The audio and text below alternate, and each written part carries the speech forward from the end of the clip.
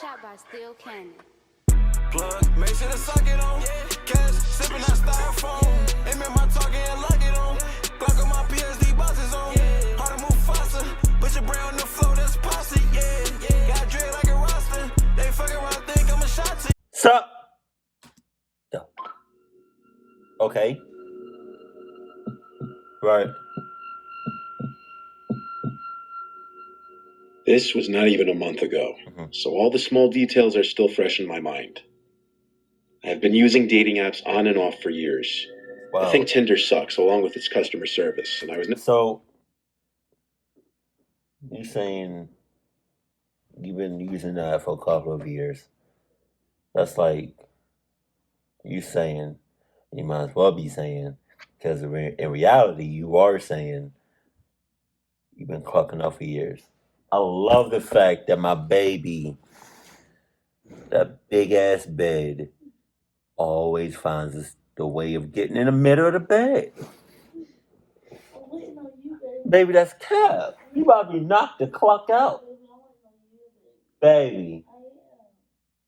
All right, baby. Just don't snore. All right. All right, baby. I don't snore.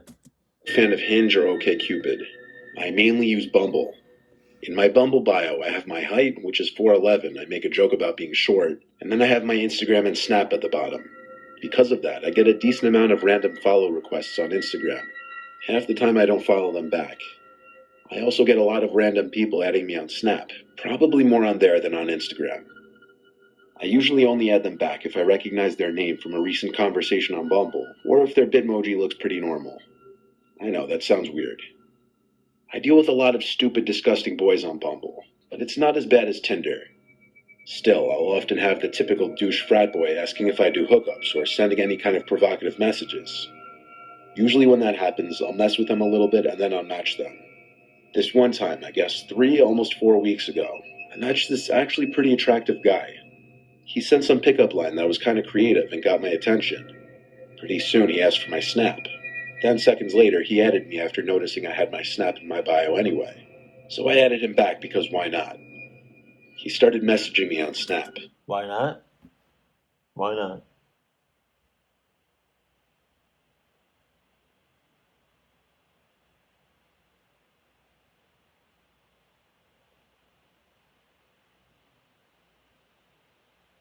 Why not?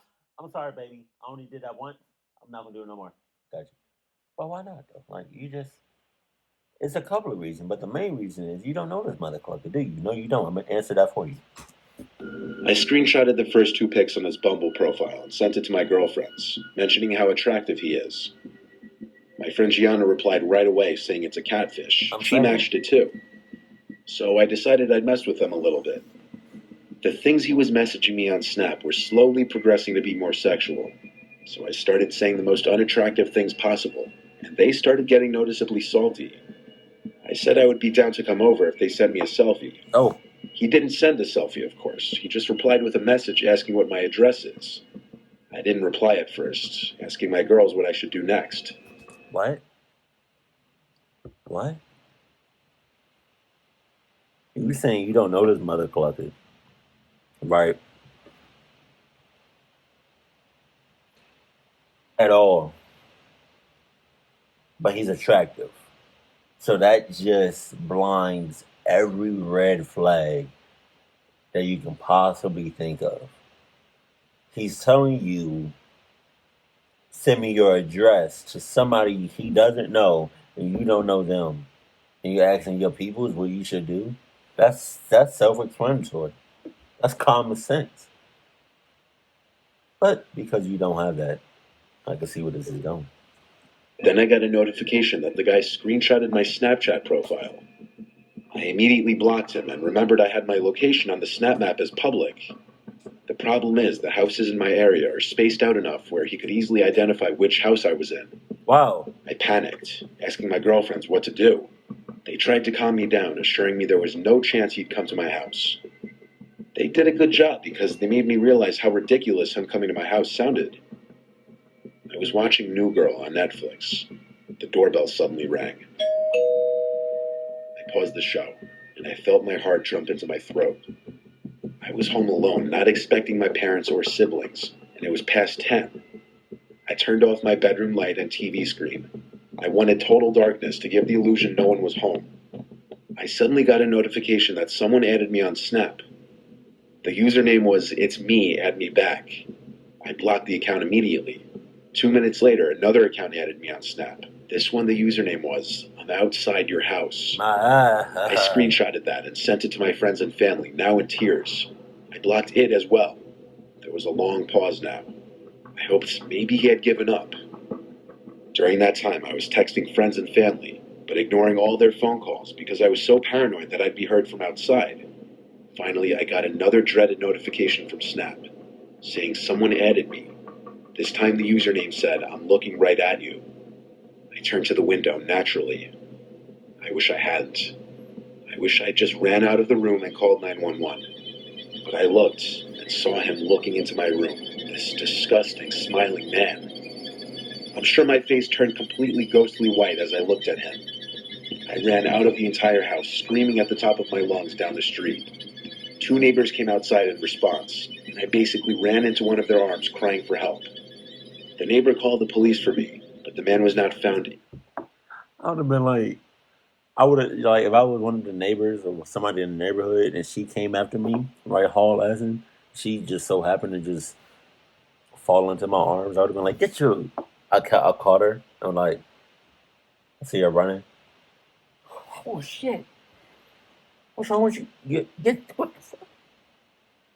And I see what she was running from. I would have been, get your hands, get your body off me, you damn dirty cocky.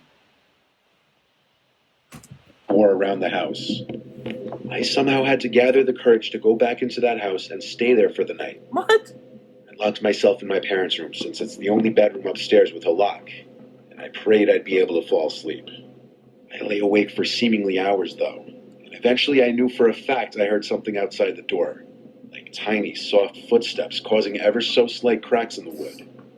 I sat up and stared at the bottom of the door, dreading the lights outside turning on or someone trying to open the door. I grabbed my cell phone and dialed 911. I immediately said to the operator in a quiet whisper that someone was inside my house and I was alone. But maybe I didn't say it quietly enough, because footsteps on the other side of the door confirmed that I was right. I wasn't just hearing things. Yeah. The footsteps walked away from the door quickly. I heard them go down the stairs, and eventually I heard the front storm door slam shut. Cops arrived shortly. The same cops had returned. This time they wouldn't allow me to sleep there the rest of the night. I called my friend Gianna, who was still awake, and she said I could come sleep over for the rest of the weekend. Not my place. The police escorted me there after I locked up my house. I'm grateful I didn't fall asleep that night, as I wouldn't have heard those tiny footsteps outside my room, and I might not have called the cops in time. That was all on you, girl. That was all on you. Send me your location, let's... I hardly use Snap. I find it to be an immature form of communication. I only have one so I can receive snaps from friends and occasionally send people snaps while I'm on vacation somewhere or doing something fun. I do not view Snapchat as a viable replacement for simply texting someone.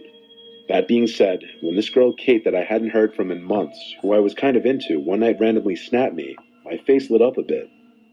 She snapped me a picture in a dark room, presumably her bedroom, saying, "What are you doing?" I replied with an awkward selfie, saying "watching Friends," made more awkward with the obnoxiously bright flash from my phone. Another reason I hate Snapchat, because I look terrible in selfies. Expecting her to run away after my selfie, she actually snapped back. I could barely make out part of her face. It was 90% black wherever she was, with a hint of red glow. She said in the snap to come to her place. I was done with the stupid selfies, so I just messaged her back asking where. She sent an address. It was 10 minutes away. I was bored, so why not? Wow. I got in my Chevy and started following towards the address. It wasn't that far. I was there quicker than expected, but I'm also a speedy driver. The address was of a house at the edge of the same town I live in. Since I have her number, I just texted her, but with my car idling and her not answering right away, I decided to just call her. The call was answered, but she didn't say anything on the other end. In fact, all I heard was garbled background noise, likely because the phone was answered by accident. I said hello a few times, hoping maybe she'd hear me in her back pocket or wherever her phone might have been. I listened for a little while, and eventually I started hearing a man's voice in the background. I screamed hello 2 more times into the phone, and then I distinctly heard a girl's scream, "Help me," before the call was hung up. Oh my God. I didn't know what to make of all of that. I texted her one more time, "What's going on?" You make nothing out of that. You didn't hear nothing. You didn't see nothing. You didn't sense nothing. You didn't feel nothing. You didn't do anything at all. That's none of your business. That's not, get the clock on with that shit. That's none of your business. Move on, brother. Minutes later, I got a text back saying, "Come in, I just opened the front door." I looked at the house, and sure enough, the front door was left open now. At the same time, I got another snap from Kate. I opened it immediately. It was a picture of her legs in a dark room. She was wearing ripped jeans, and it looked like she was sitting on the floor. Something wasn't right here. I wasn't going in that house. I called 911 and reported a possible kidnapping situation. In the meantime, while waiting for the cops, I texted back the number, saying, "1 second, I'm on a phone call, then I'll come right in." But there was no answer. In fact, the next time I looked at the front door of the house, it was closed now. I was worried that what I was imagining was coming true. A cop car eventually pulled up behind my car, and I pointed them at the house. Another cop car pulled up quickly across the street, and 2 more cops got out. A total of 4 cops were knocking at the front door. A man opened the door, and they identified that they received a reported kidnapping in the house. One of the police officers actually let himself into the house past the man. The other 2 followed, while one stood with me by the front porch. Not even 30 seconds later, one of the cops yelled at the other 2 to get him in cuffs, and then a girl's cries for help soon became apparent from the basement. I was in absolute shock when the girl I recognized as Kate was being escorted out of the house in tears. She was a wreck. She looked like she had just experienced a life-changing trauma. I can't even imagine. This wasn't even her house. This was apparently the man's house. But the girl's aunt didn't live too far, so she was brought there. Obviously, the man was brought to jail, and I'm sure he's now in prison. That Kate girl really didn't seem to want to talk to me too much beyond thanking me for saving her life a bunch of times. I'm not mad about it, though. I understand. Experiencing whatever she went through in that basement is probably something no one wants to think about. But how did she get in that situation? Greetings. My name is Terry Carnation Who? of the podcast Dark Air with Terry. All right, Mr. Nightmare. All right. So the last video you did, right? You had some great visuals, right? You used real people, right? It was dope. It was awesome. But the next video, is this your next video? You're using somebody else voice, this is somebody else's voice. I don't know how to feel about that. I was anticipating that this is going to be narrated. This whole video is going to be narrated by you. Mr. Nightmare. Like, I'm not mad at you. At the end of the day, it's still a nightmare. It's a Mr. Nightmare video. I'm gonna watch it all the way to the end. But you gotta give me some space, some time to heal. Make like 3 or 4 videos with just your voice alone, right? And then maybe add a new voice in there. But like back to back on different changes, I don't know how to feel about that. But like I said, at the end of the day, I'ma still watch a Mr. Nightmare video from beginning to end. That's all I'm saying. Nation, reading a story for the aptly named Mr. Nightmare. I am an 18-year-old guy and a freshman in college. I go to school in my hometown so that, for my first year, I can live with my parents and save money on student housing. I go to Montana State University in Billings, the state's largest city. And no, we don't ride horses to school. We have cars. In school, I still knew and hung out with most of my high school friends that decided to stay in town for school as well. But in my calculus class, I didn't know anyone. I am pretty outgoing and can easily start a conversation with a stranger, but I strangely found it hard to make friends in that class. Eventually, I just gave up and went to class to learn rather than make friends. About 2 weeks into school, this guy I hadn't seen in class before started to sit near me. Nah. He would always come in around 10 minutes late and would sit as close to me as possible. Wow, that's sus. That is so sus. That's crazy as susness. All this free parking. That's what I say when I'm like driving and I'm parking, right? And I either come out, I either park and there's nobody next to me because I park in the back of the parking lot, right? And then I come out a few minutes later or a few hours later, and then there's a person parked right next to me. But there's still mad spaces, and I'm like, I say this to my girl all the time. I'll be like, really? All this free parking, all this space, you want to park right next to me?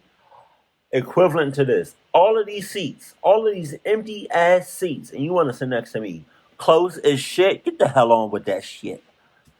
It weirded me out, so I would sit as far from the door as possible to see if he was actually trying to sit near me.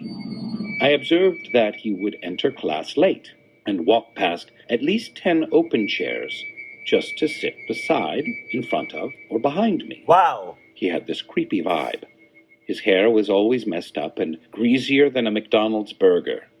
His clothes were ripped up and looked ancient, and his hands were always black with dirt. I'm a neat freak, and always keep myself and my things clean and organized. So just looking at him repulsed me a little bit. He also looked way older than the rest of the class. Wow. Almost like he was 40. He started to fall behind in class since he never took notes, and he started asking me for help. Even though he looked creepy and gross, he seemed very nice and shy.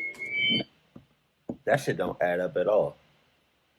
What you just said, that shit do not add up at all. Like, hold on. Go back.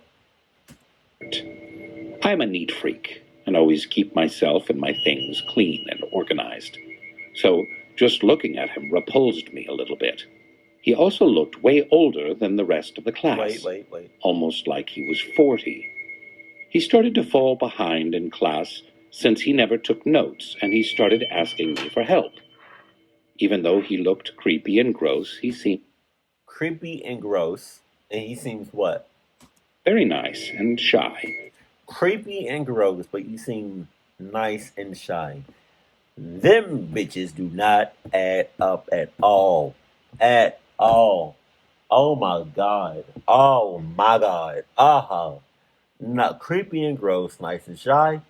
Nah. I ain't clucking with it. Nope. Nah.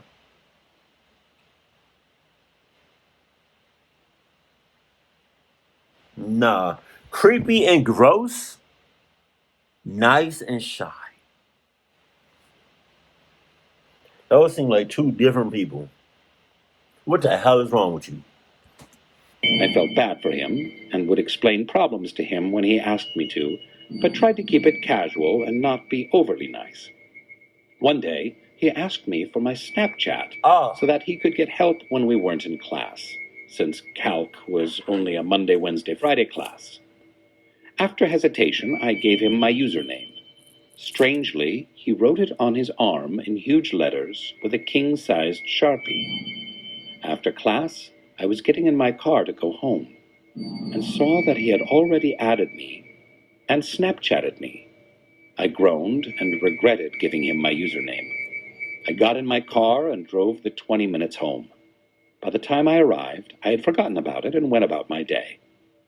I should mention now, a girl's name added me on Snapchat on this day too, so I added her back, even though I didn't know who it was. Don't do that. Don't do that. First of all, that can be the same person, right? But just because you're the same sex as the person that you don't know added you and you're gonna add them back, don't mean that person, that girl, is just as crazy, if not crazier, than the guy that you met in class. He could be less crazy, more creepy, and less creepy than the girl that you just added randomly. What the hell? What the hell is wrong with you? Later that night, I got another Snapchat from him. I opened it.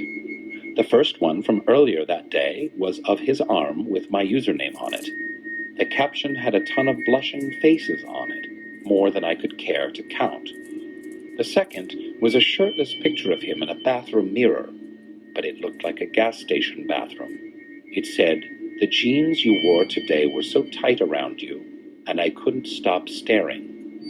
I was immediately weirded out and considered blocking him. I thought better of it, though, and wanted to avoid an awkward situation in the next class we had to get.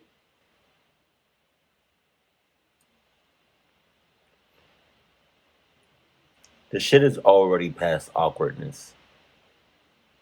I think it would have been less awkward if you just blocked them. But it's less it's more awkward now. Like ew. That ew. I didn't reply to him and went about my night. I had a few friends over and left my phone sitting on the couch, and one of my friends picked it up and said, "Dude, who's this Jefferson guy? He sent you like 20 snaps." I grabbed my phone and scrolled through my notifications. I clicked on one, and it brought me to the chat section of Snapchat. The messages started off with him asking why I never replied, and got increasingly more angry and aggressive as they went down. Then a picture popped up, and I opened it. It was of my front door, and it read, "Come out right now," in all caps, with about 100 exclamation points. Damn! I suddenly remembered I had my location on for Snap Maps, and he had tracked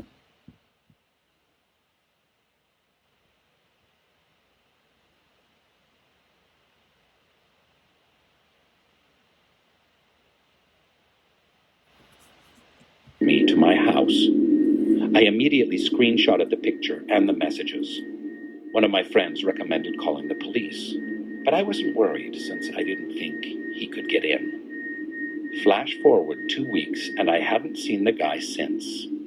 One night I was watching people's stories and came across Jefferson again. I was horrified because I thought I blocked him. I looked at the username and saw that it was the username that I thought was a girl adding me all that time ago. He had made a fake Snapchat, knowing I would probably end up blocking him. His story was even creepier, though. It was a picture of me walking with my friends in a parking lot earlier that day. I was pissed now. I messaged him and asked why he wouldn't just leave me alone, why he couldn't realize I didn't want to be his friend. He only replied with more pictures of me taken over the last couple of weeks. Me walking. Weeks. Your sense of security, your sense of awareness is non-existent. It's dead as cluck. Me driving. Me at the movies with my friends. Me at a restaurant downtown with a girl I liked. I was so completely creeped out that I blocked him again. I wish I had saved the pictures. But after I press charges for stalking, I imagine the photos will be subpoenaed for evidence. I have since turned off my location for Snapchat, and I only add back people that I know. You should have did that shit in the first place. Oh. Thank you, Mr. Nightmare, for that nightmarish story. Thank you, Tristan, for that indelible nightmare of a story that you've shared with us. Ugh, blood-curdling. Now, if I only knew what Snapchat was. I don't know what that is. Is it a device? I'm not sure. But I can only imagine. One can only imagine. And frankly, I'm most surprised by the fact that someone in Montana is studying calculus. I didn't know they had universities in Montana, let alone courses like calculus. I bet they ride horses. Oh, Tristan. Stay safe out there, buddy. Stay safe, Tristan, and only add people you know to your chapsnats. What? Only add friends and not creepy dudes. Full confession, that was me. But I am, however, a little older than... It was me, Tristan. It was me. This is Terry Carnation. I host the podcast Dark Air with Terry Carnation out every Thursday. My speaker's going dead, so that's why you hear that dee dee dee dee dee dee. I'm trying to wait for it. Is it dead?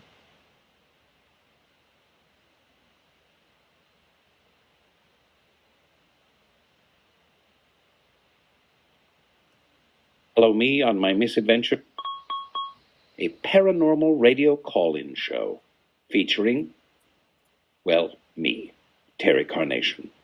Thank you, Mr. Nightmare. Thank you, listeners everywhere. Remain open to all possibilities. Doing an evil laugh. I love doing evil laughs. Here's another one.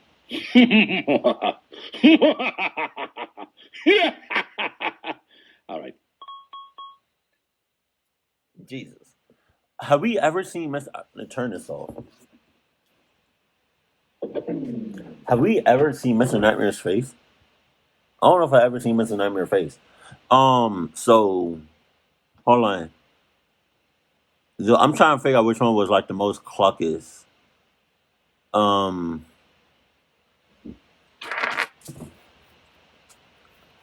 I would.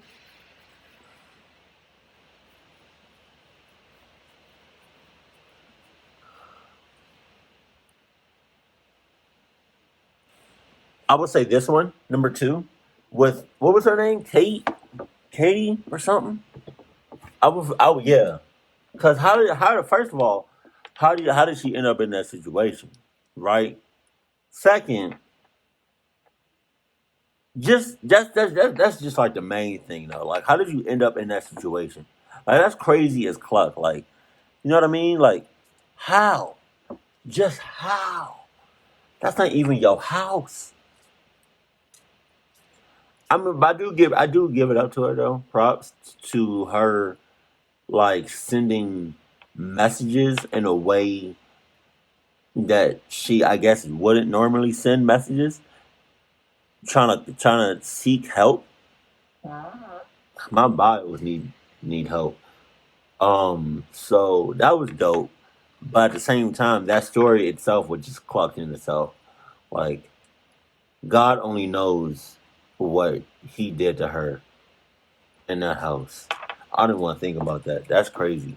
Please make sure everybody with your social medias, especially Snapchat, that you are careful what you show to the public and what you keep private, and do not switch them around. Just be careful. That's all I'm saying. Keep it cool, keep it classy, and I love you. Stay happy. My family.